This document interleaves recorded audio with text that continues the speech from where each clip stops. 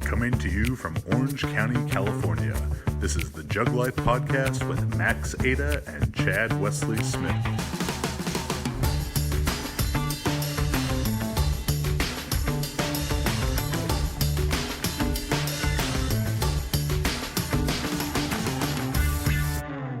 Hey everybody, Chad Wesley Smith here, bringing you another episode of the JuggLife podcast. For the first time not joined by the notorious MAX Max Montana, but I do have a trio of guests. I mean, by weight, we definitely have the most guests that we've ever had here. Trio of world championship team members in the shot put: Ryan Whiting, Darrell Hill, and Ryan Crouser. And we're down here in San Diego at an undisclosed location, so the USOC doesn't track me down again. I've had issues with them in the past. So these guys kind of just finished up the meat of the track season in Europe a few weeks ago, and are sort of beginning the new season right now. But take a minute and introduce yourselves. I'm Ryan Whiting, six-time NCAA champion shot and disc. This is my 8th year as a pro. I've won 2 indoor world championships, been on the Olympic team in London, and 1 outdoor world runner-up. Some of the lifts, since that's what you guys are probably interested in, I've snatched 160 kilos, power cleaned 207, jerked about 235, squat 320, all in kilos. I think I've deadlifted 340-ish, something like that, and bench 255. So not your typical strict pause bench. I've probably done 230 that way, but That's 250. Drop off. I was like 255 benching. Kilos worse in the really when I switched to powerlifting. Yeah, I'm really good at the thick bar pause. I mean, that's what I did the 230 pause with. Yeah, I think I did 230 for 2. I'm Darrell Hill, 2017 Diamond League champion, 2016 Olympic team member, 2017 World Championship team member. My PR is 2244, that's in meters, and my best bench press is 230 kilos. Best squat is about 300 kilos. Best clean is about 175 kilos, and best snatch is about 125 kilos. What else did you say?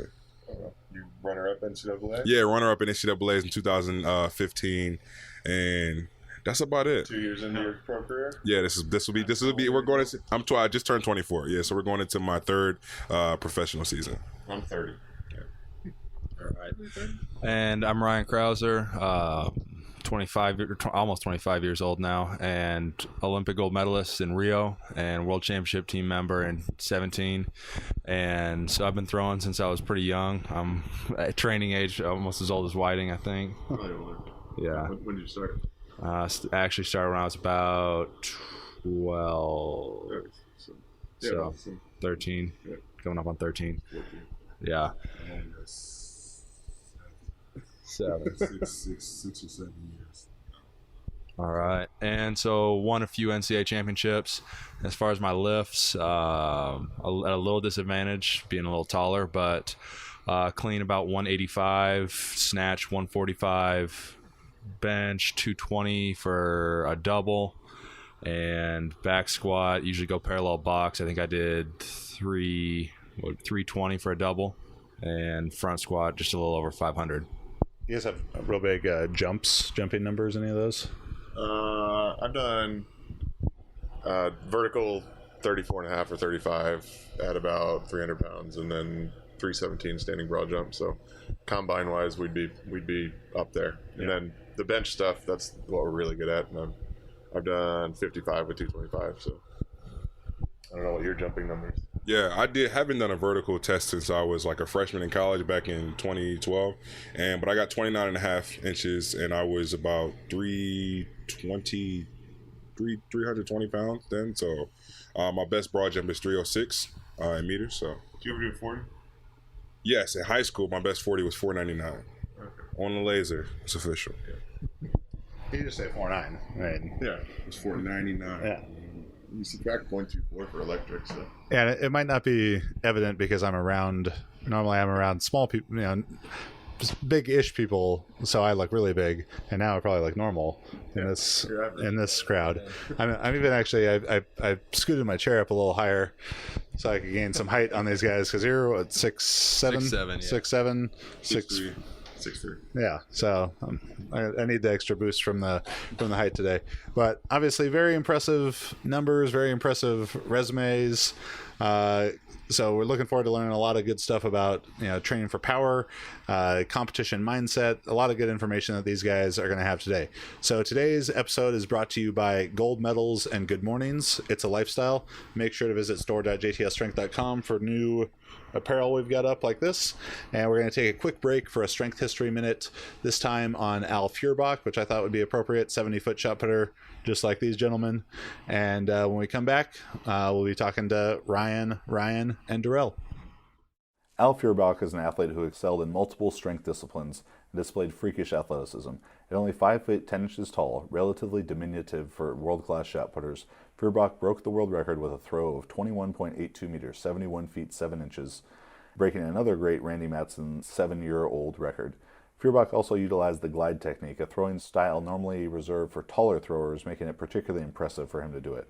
He's also a 4-time U.S. champion in the shot put, finished second in the heavyweight division of weightlifting nationals. At 110 kilo body weight, Feuerbach snatched 155 and clean and jerked 190. Feuerbach should also be inducted into the 1970s Hair Headband Hall of Fame to go along with his amazing strength exploits. Feuerbach possessed amazing jumping ability.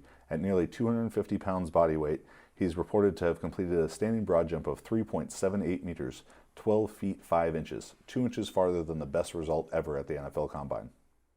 All right, so we are back from learning about one of the legends of American shot putting, Al Feuerbach.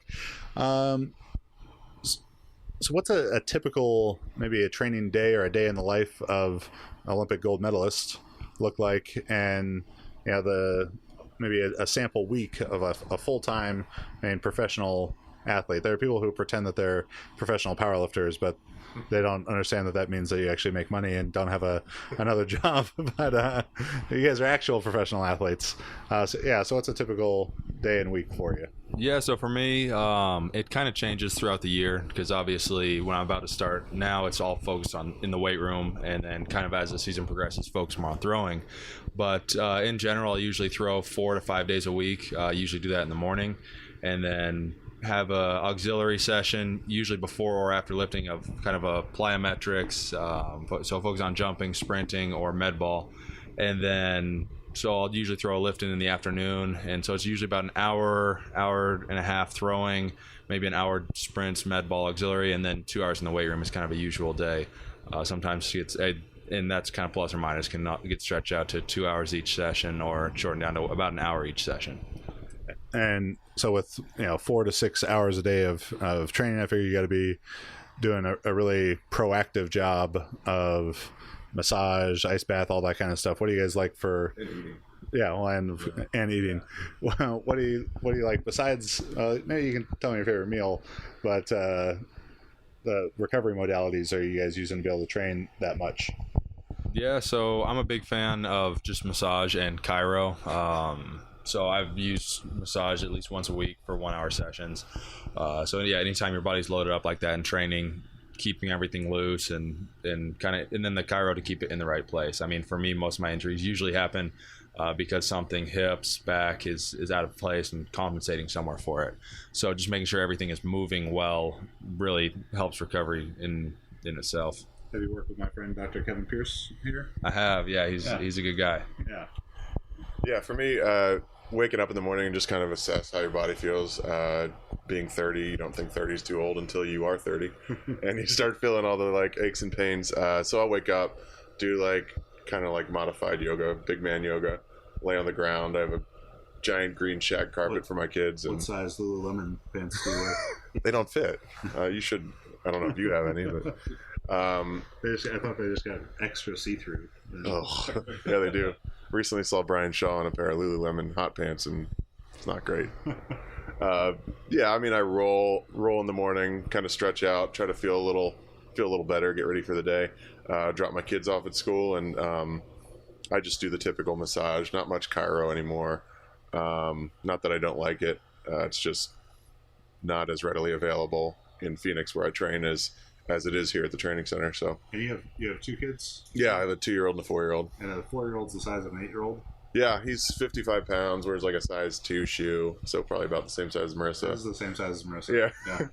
Yeah, She has a pair of size 1.5, but she claims that she's a size 3, which I think she has a pair of 3s. yeah, we get all the free Nike shoes. I'll send her some. Just some hand-me-downs. I sure appreciate that.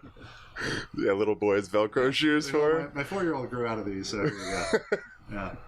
Yeah, but I mean, just a huge part of what we do is, since we rotate so much and it's not just the single plane like lifting, we got a lot of like hip imbalances and knees, ankles, just twisting your joints and trying to be explosive is tough on you. So, as you know, you don't have to remind. So I threw the shot put from when I was 8 years old until I was 23. And 100-meter sprinter back then as well. Irvine Cougars, Southern California champions, 4 white kids. Don't worry about it. But yeah. And then so I stopped throwing, I think 2010, and came and did Highland Games last year. So I went up to UCLA for the day.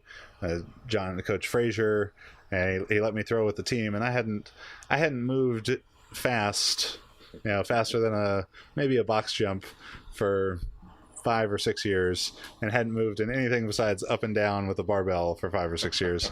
My right ass cheek, right oblique, and I mean for 2 weeks were fucked up after that.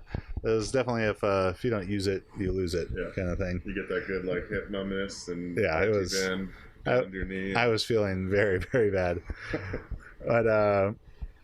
So right now you guys are in your fall, the earliest training period, and a lot of throwers would call it fall conditioning or whatever. But with GPP sort of more the focus at this time of the year, what are a couple of things that you're doing now to build up your work capacity as you progress towards the long season? For me, it's just usually losing a little weight, just trying to feel a little more comfortable because we're pretty high above our set points. A lot of us, especially Ryan, he would be probably 60 pounds lighter if you had the choice. Yeah, probably about 230, 240. Yeah. So for me, I go from like 310 at the end of the season and just try to feel healthy. That's the biggest thing. And I'll just sit on the stationary bike at home, kind of just do fat loss in the morning, BCAs, and then I hop on the bike for half an hour to an hour and burn some fat, take my kids to school, come back, ride a little more. I'll do a little bit in the weight room, but mostly it's just trying to get away from all the really high pressure, like heavy squats. I haven't squatted above body weight in months, and or month and a half about. And right now I'm just doing 15s with like kind of CrossFit-y movements and just getting in shape. And I swam a mile yesterday, which is something that my wife was a swimmer, so she was proud of me. Yeah. It's hard as hell to swim straight. I was turning out towards the ocean constantly. But I told him yesterday that I'd never run a mile, which I'm pretty proud of.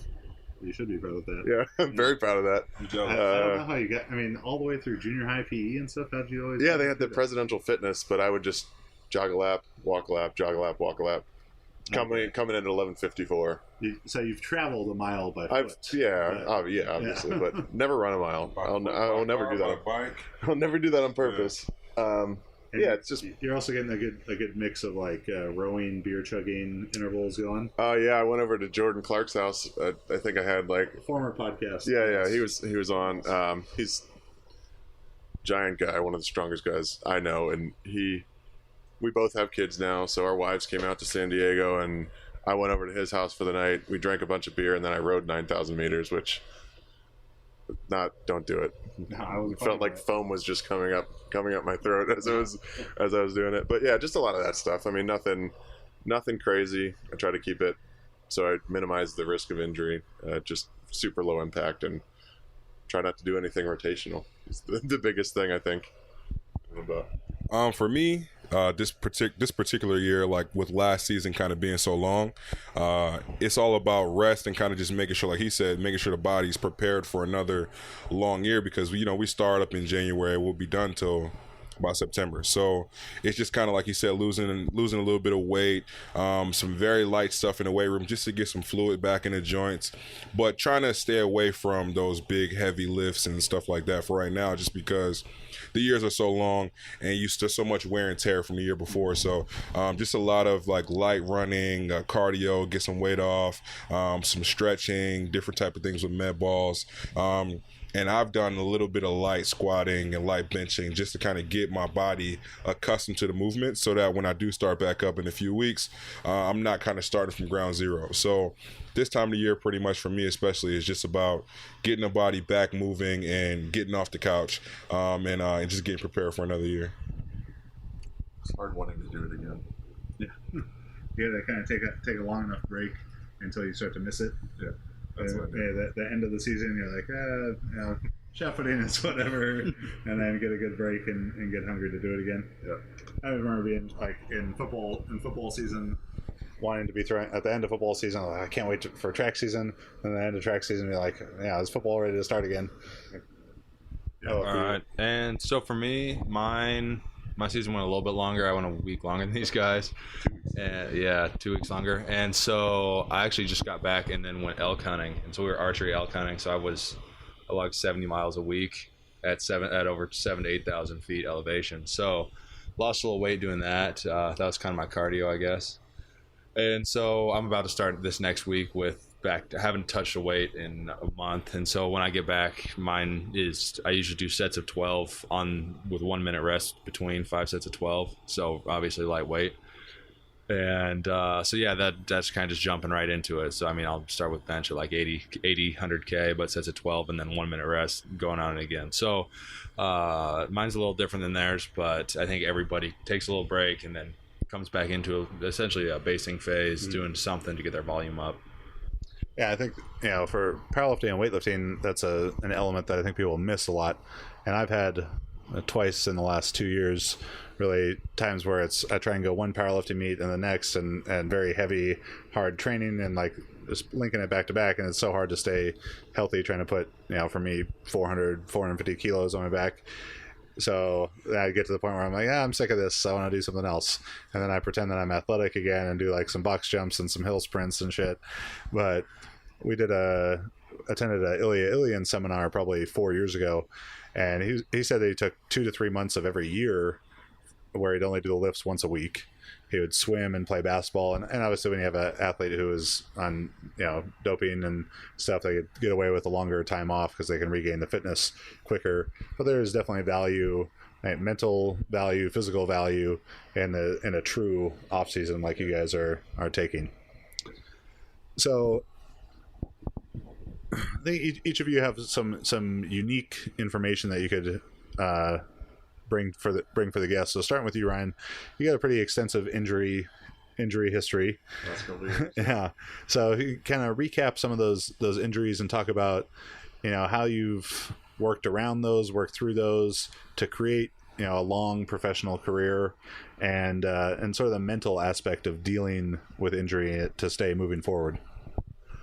Yeah, I mean, injury is, it's one of the hardest, probably the hardest thing to deal with in any sport. And for me, it wasn't even an injury. I was 2014. I won Indoor Worlds. Came out. I was in the best shape of my life for outdoor. I went to China. I had I don't know if anyone knows what it is, pilonidal cyst. Do not Google it because you'll get some horrible images. It's just a cyst, like right on your tailbone, pretty much, and it just feels like you're sitting on a golf ball. And I got on a plane in Shanghai. Got to Chicago, and I just felt like I was going to die, like definitely infected. It was huge on my lower back, and I got home. My wife's a nurse, and she's like, "That smells like the dog farted," and it was infection in my lower back. So I had to have like emergency surgery right in the middle of my outdoor season, and I lost 30 pounds in about 2 weeks. They took like a lemon-sized lump out of my lower back, and I don't know, it's disgusting. They left it open. I had to pack it and all this crap I had to go to a wound clinic for a while. And that just led to like a cascade because I tried to come back too quick. I overloaded myself, and I started getting these I probably tore my meniscus at some point then, and it just got worse and worse. And then I finally sheared it off in I guess last year. I had arthritis in my right knee, which I didn't know about. They told me it was something else. So I kept doing all the plyos and everything, and that ended up being a bone bruise and a little bit of degenerative cartilage that took 9 months to heal leading up to trials. And then at 4 days before trials, I tore my left calf when I was ready. You're pretty armored up. It was, yeah. I mean, I had like sleeve from nipple to ankle. But yeah, I mean, you really just have to tell yourself that. For me, it was just telling myself that I am who I am, and I know I can come back from this. I'd be lying if I didn't say I thought of retiring and that I was only 28. And for us, the peak of your career is 28 to 35, and that's just when you're starting to get the old man strength and all that. For me, it took a ton of patience from me and my wife because my income depends on me throwing far. And I had all 2015. I didn't make a team for the first time in 6 years, and you really just have to focus on the fact that you are good enough to be at that level again. And it's hard to convince yourself that you are, but this past year I finally kind of broke back through. It's hard to explain, but I convinced myself that I am as good as I am, I guess is the best way to say it. But it's just, I'm a lot more conscientious about doing the little extra things that are going to keep me from having to go through that again, because it's horrible. I mean, anyone who's gone through it knows that it's quite a test. So yeah, it's just things like knowing what the maximum volume your body can handle. I was probably doing a little too many plyos, a little too much in the weight room, and now I'm down to 3 days a week lifting. I don't do nearly as much volume, and plyometrics I try to do in the pool. I do them on grass instead of on the hard track surface or concrete, or I do jumping in the sand. And I've added a lot more med ball stuff, which is just lower impact for us, and it's not easy. I mean, having a long career in this sport is tough because of all the 3-plane motion that we go through. Just knees, ankles, they break down, whether you like it or not. Yeah, so I had the pleasure of being beat by Ryan many times in the shot put, and from junior nationals, and then junior nationals all the time. So phenomenal talent. It was really cool as your friend and a fan of shot putting to see you be able to come back and have that great year this past season.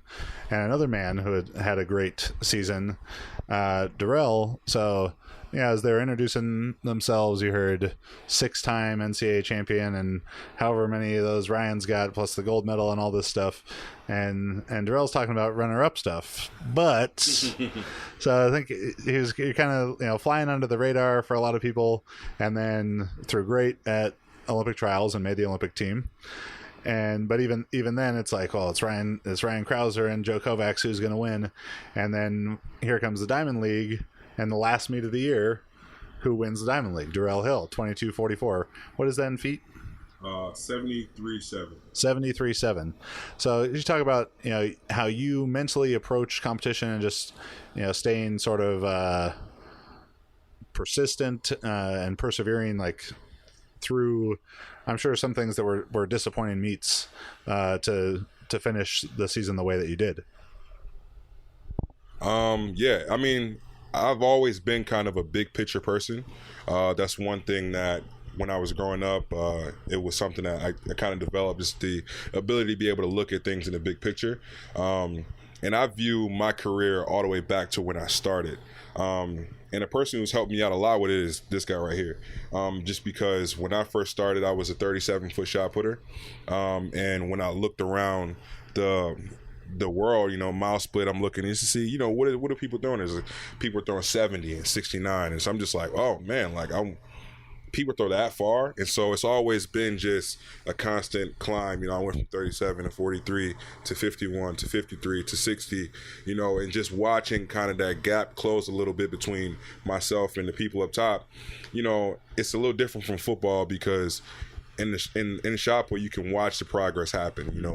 There is a difference between 60 and 61 that is exact improvement. So just kind of starting from all the way back there, I understand that the gap is closing, and I understand that it's not a sprint, it's a marathon. So every time I've taken a step, whether it's not necessarily been a step I wanted to take, I understood that I was taking a step in the right direction. So I can always take the positives from a situation and move forward. You know, like the NCAA runner-up thing, it sucks because me and John Jones, we tied.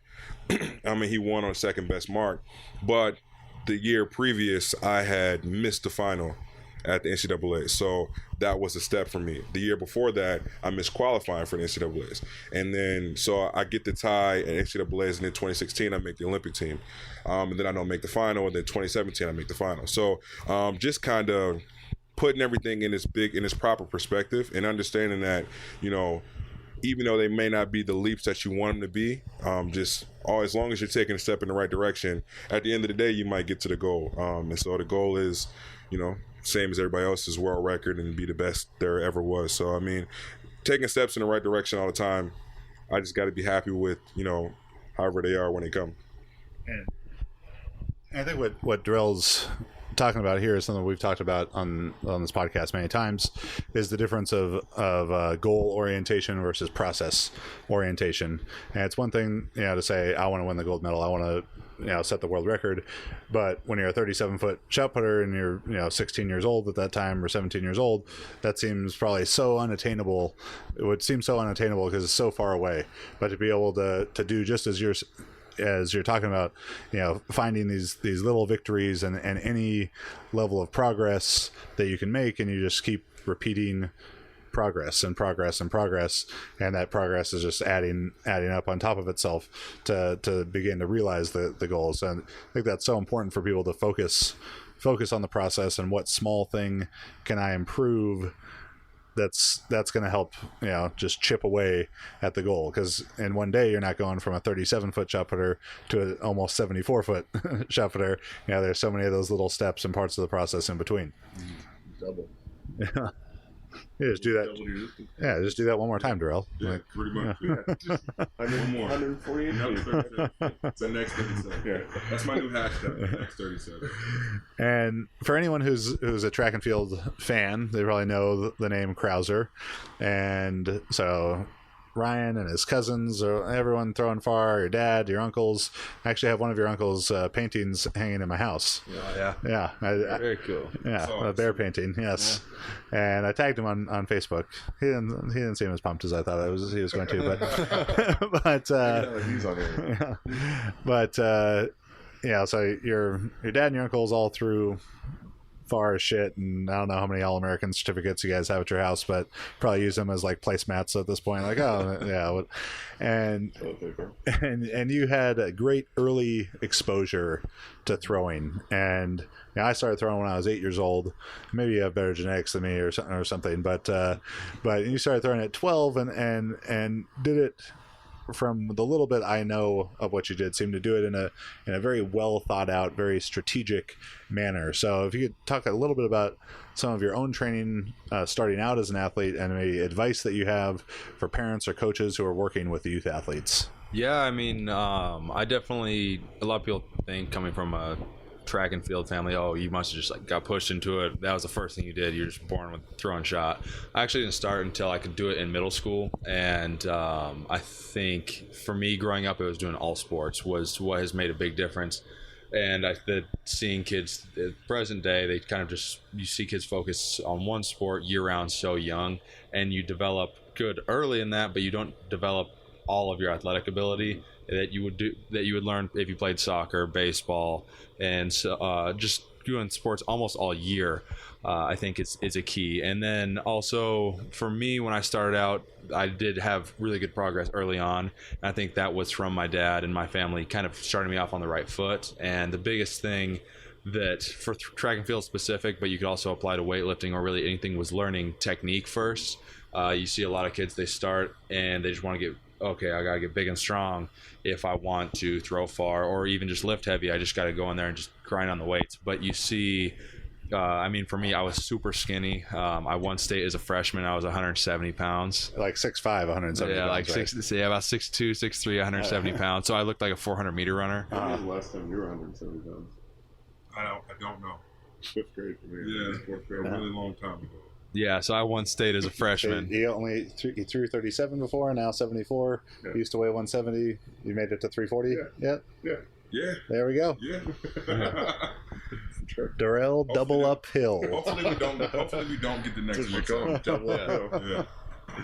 Yeah, so for me, I mean, to be able to do that at being light and relatively weak, not strong at all, in the weight room was all technique. And so that would be the key that I would say for young kids is learn to be an athlete, do all the sports you can, don't focus too early. And then if you do start to find something that you like, I would say learn the technique and the fundamentals of it before you just focus on getting just strong.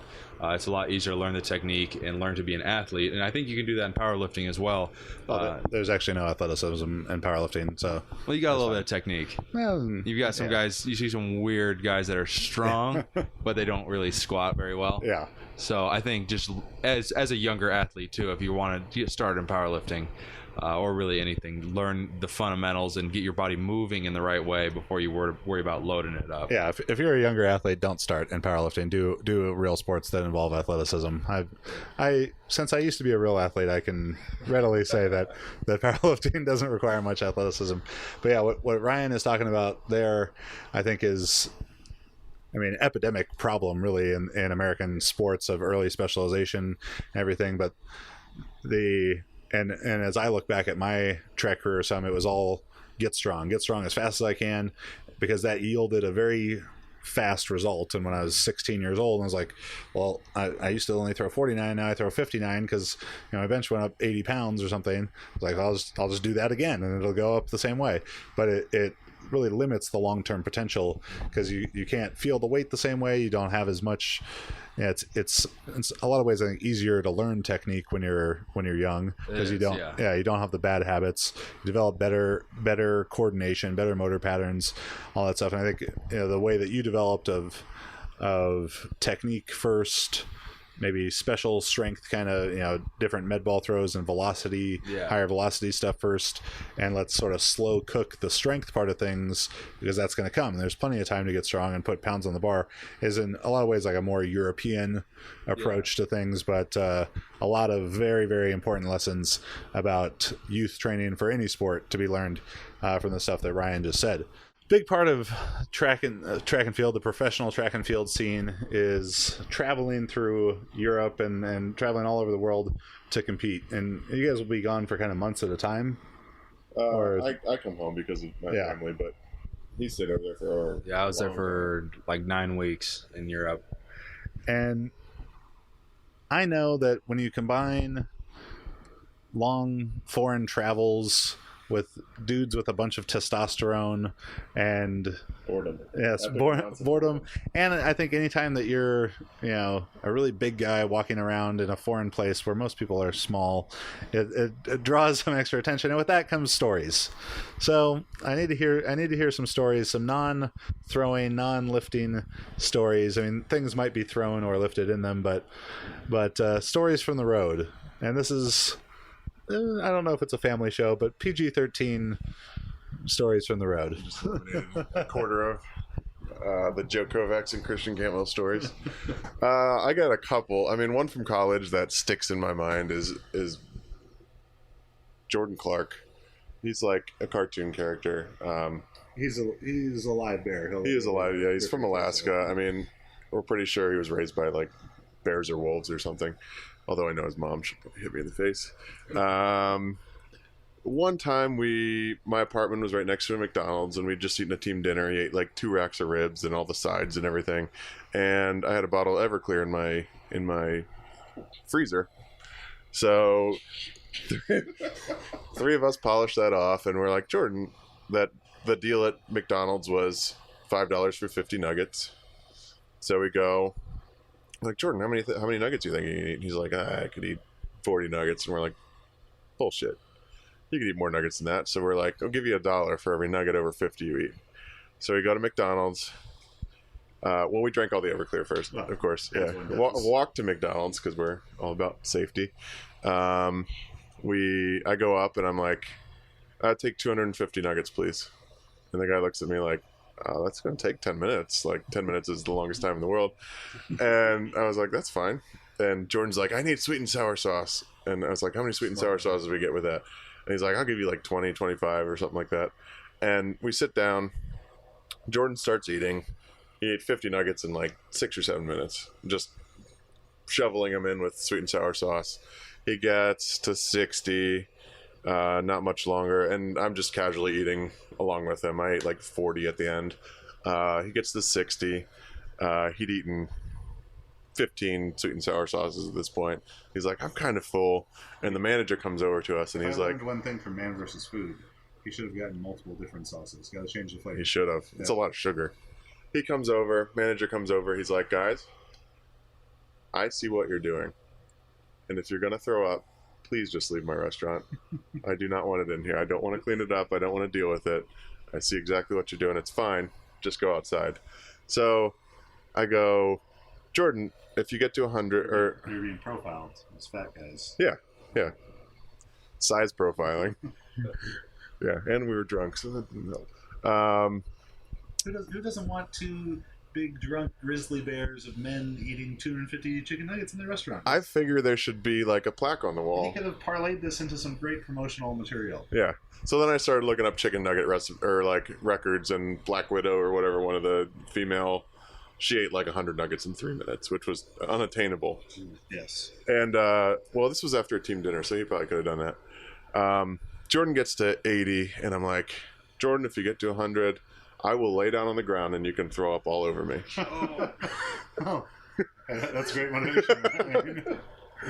And he's like, okay. He gets his second wind. He gets to 90 nuggets, and he's just hit a wall. 20 sweet and sour sauces in, which later on we figured out was about 800 calories just in sweet and sour sauce. And he's like, man, I can't do anymore. I just feel like on the edge. And we're like, okay, you eat. There are like 3 more left in the container he was in front of, and you're like, I eat these 3, we'll go outside and you can throw up on, like, I'll stand up and you can puke on me. And we go outside. Well, he eats 3 more. We go outside. He ended up with 93, which is respectable. It's decent. Yeah. We go outside, and he can't manage to puke. Like, I'm puking all over the place because I ate 40 of them, and I just feel sick as a dog. And he couldn't puke, which was really lucky for me. Punch him in the No, he would have killed me. He's a bear. He'd mauled me. And I talked to him the next day, and I was like, Jordan, how do you feel? And he was like, this was midnight, maybe we get done. And he's like, I didn't fall asleep till 5 in the morning. I was just like sitting in my bed, vibrating and shaking. And he said the next morning he shit like a Nerf ball, just a giant Nerf ball of chicken nugget foam. Yeah, I mean, that is one of the most fun times I've had in college, like spur of the moment, most fun times. On the road, I mean, it's just, you have so much boredom. I'm sure in Belgium for 9 weeks, you were just so bored. A lot of it is eating. A lot of it is drinking after meets. Yeah, I mean, with the big characters we have, like Christian Cantwell said he drank like 73 beers in a day or something like that, which is just... So like Andre the Giant type. Yeah, I mean, he didn't eat like 30 lobsters, but he did drink a ton of beer. It's just a lot of people being very intimidated by our size, like bouncers coming up to us when we go into a casino, like, guys, we don't want to deal with you if you get out of control. It's just, I'm one of the smaller ones. Christian Cantwell's 6'6", 340. Dylan Armstrong was about the same size, 370. We just go into places and the bouncers are just, please calm down. Breaking toilets off the ground in hotel rooms, just all kinds of big man stuff, and harassing people at airports. It's just, you get bored. I don't know about you guys. Stories to add here? I should have went first because mine is a little less exciting. But this story, the moral of the story is, choose your friends wisely. I'm glad I got this guy here for this one. This was back in 2015. I had just finished up at school, and I was training. I was training all the way till September because there was some. He's already shaking his head. There was already some. There was an opportunity that I may be able to get into a meet overseas. My agent was able to get me to a small meet in Germany, which would be my first time ever in Europe. Never, ever have I ever been in Europe or really outside of the U.S. area at all. So I'm going, and I get there, and I get to the hotel. What? You asked me first. Yeah, I asked him. I said, "Hey, like, because he was training at Penn State this time, and I'm like, hey, Ryan, like, what are some things I should like be prepared for? What are some things I should, like, you've been to Europe, spent months there. What are some things?" So he gives me, the ins and outs, pretty much, and I go and I feel pretty prepared. And I get there, I get to the hotel, and my phone's on about 35% after a long day of travel. And so I'm in my hotel room, and I've got my Apple charger, and I'm trying to plug it into the wall, and I'm looking, and I was like, man, these wall ports are really different. So I'm like trying to, I'm trying to jam it in there. Right. I'm trying, and I went to every outlet in the room, and like maybe like one of them be different.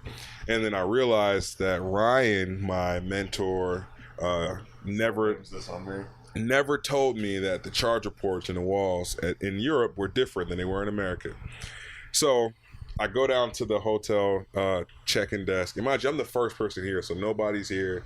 It's already a small meet, so not many people are coming at all, but I'm just the first person there.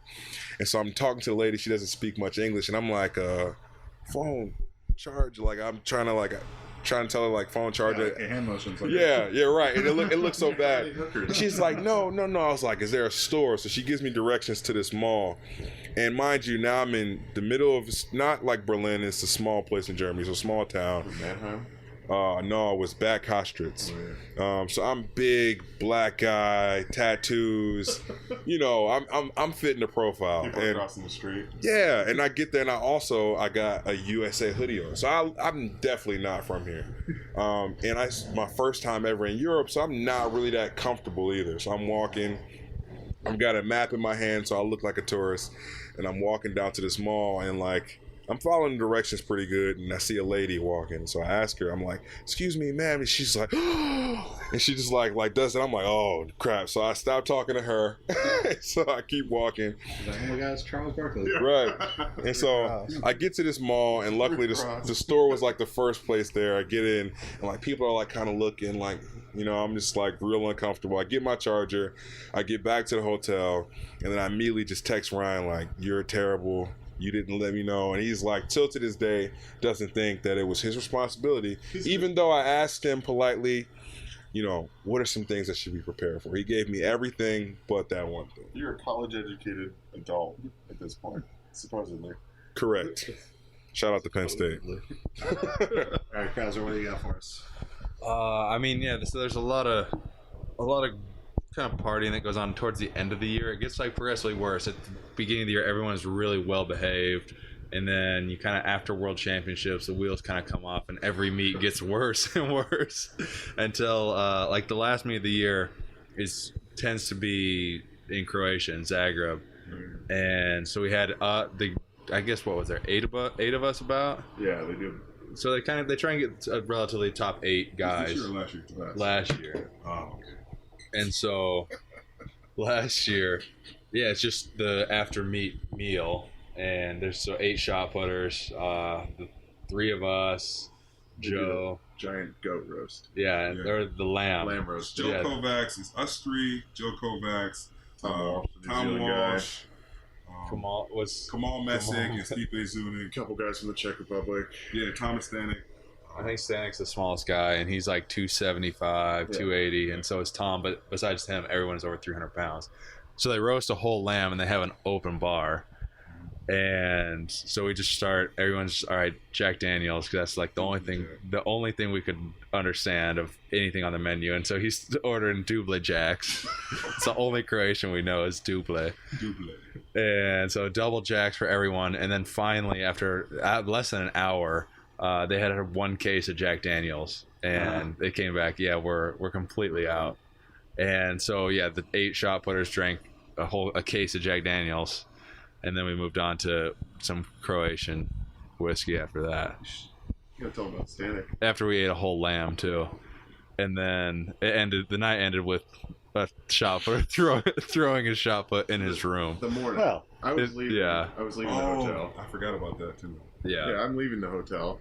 and these guys are stumbling in. Joe Kovacs and this Czech Republic kid, and Czech kid's just like staring at the ground, wobbling, and just does not know where he is.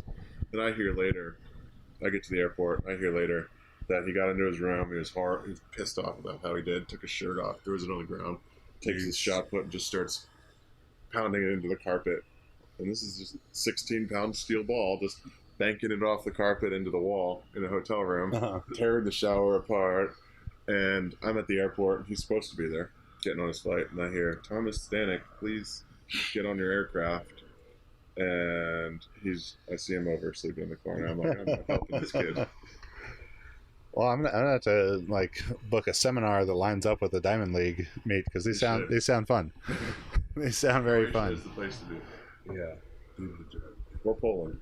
Well, thank you guys for a lot of great information. I think people are going to be able to take a lot of stuff with that for their training, regardless of what sport they're in. So to kind of just wrap things up, make sure if you're a fan of the JuggLife, go on iTunes, give us a 5-star review, write us something nice or funny. Maybe I'll read it on the air, and then maybe you can email me and I'll send you something for free. Like BDubWhat, who says, I always learn something new when I listen to the Jug podcast or when I watch one of their YouTube videos. They consistently post quality information. Also, Chad's one of the nicest guys ever, and Max is brilliant. Oh, this guy's so nice.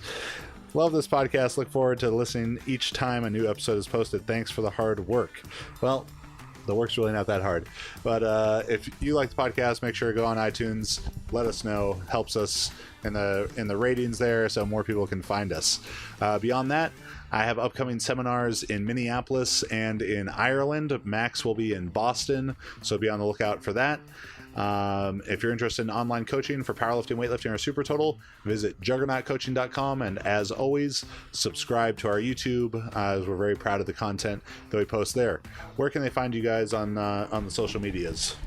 All of mine are at Ryan Whiting USA, RyanWhiting USA. All mine are at B1G Homie, so it's at B1GHOMIE with an underscore on Instagram. And I'm mostly just on Instagram, just at R Crouser. All right, easy enough. Well, make sure go check these guys out. Cheer them on while competing for Team USA and all that good stuff. I'm Chad Wesley Smith at Chad Wesley Smith and at Juggernaut Training on Facebook and Instagram. Filling up your news feed all day. Till next week. See you then.